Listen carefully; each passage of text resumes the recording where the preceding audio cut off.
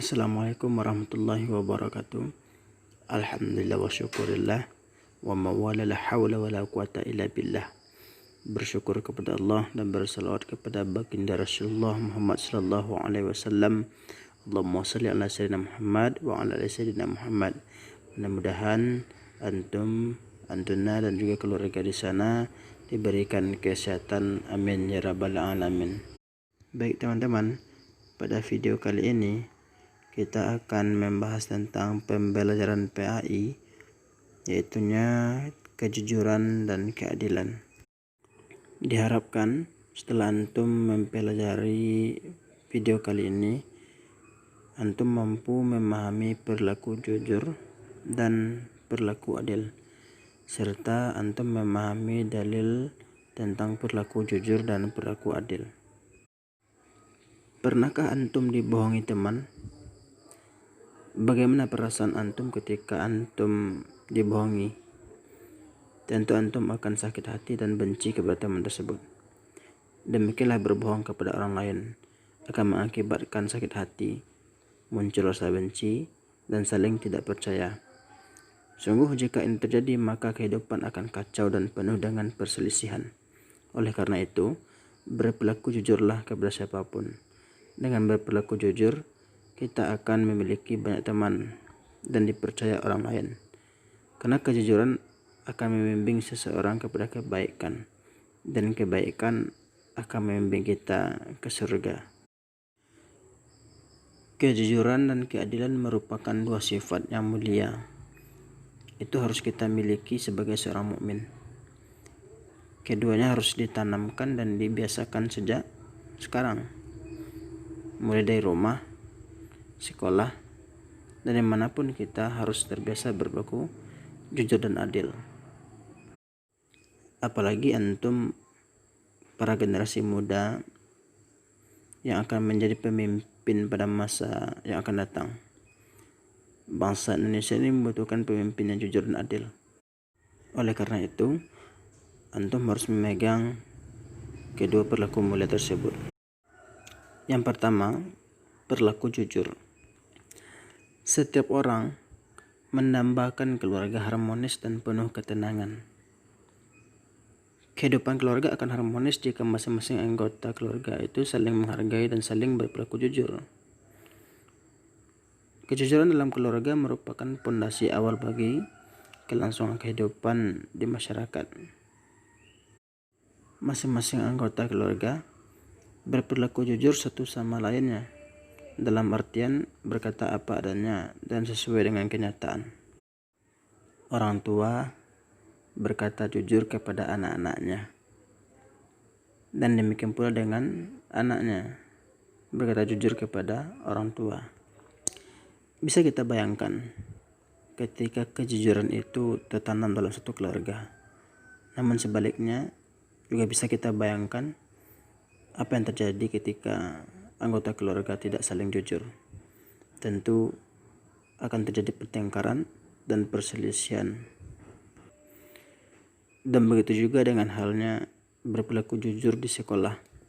Sama pentingnya dengan berperilaku jujur di rumah. Seorang peserta didik hendaknya jujur kepada guru, karyawan, dan teman-teman di sekolah. Dan juga kejujuran ketika antum menyelesaikan tugas-tugas yang diberikan oleh ustaz-ustazahnya. Nah, setiap tugas dan kewajiban yang dilaksanakan dengan sebaik-baiknya pasti akan mendapatkan balasan dari Allah Subhanahu wa taala berupa pahala.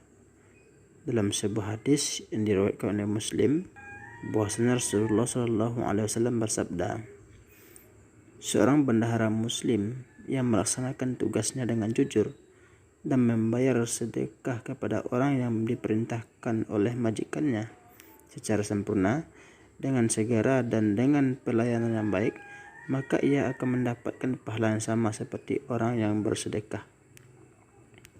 Sumber kitab hadis Sahih Muslim. Lalu yang kedua adalah tentang adil. Adil berarti memberikan hak kepada orang yang berhak menerimanya meletakkan segala urusan pada tempatnya. Orang yang adil adalah orang yang memihak kepada kebenaran, bukan berpihak kepada pertemanan, persamaan suku maupun bangsa. Karena ajaran Islam menjunjung tinggi asas keadilan. Oleh karena itu, setiap muslim wajib menegakkan keadilan dalam posisi apapun. Apalagi seorang muslim yang menjadi polisi, jaksa, hakim atau aparat hukum lainnya harus menegakkan keadilan tanpa memandang suku, agama, status sosial, pangkat maupun jabatan. Islam sebagai rahmatan lil alamin akan terwujud apabila setiap muslim menegakkan keadilan. Dalam sebuah hadis diriwayatkan Nasa'i, Rasulullah Shallallahu Alaihi Wasallam bersabda, sesungguhnya orang-orang yang berlaku adil akan ditempatkan di sisi Allah di atas mimbar-mimbar yang terbuat dari cahaya. Di sisi sebelah kanan, Ar-Rahman, itunya orang-orang yang adil dalam menghukumi mereka, adil dalam keluarga mereka, dan dalam mengerjakan tugas-tugas mereka. Dalam kitab hadis Sunan Nasa'i. Adil bukan berarti harus sama rata. Misalnya, ada orang tua memiliki 3 orang anak.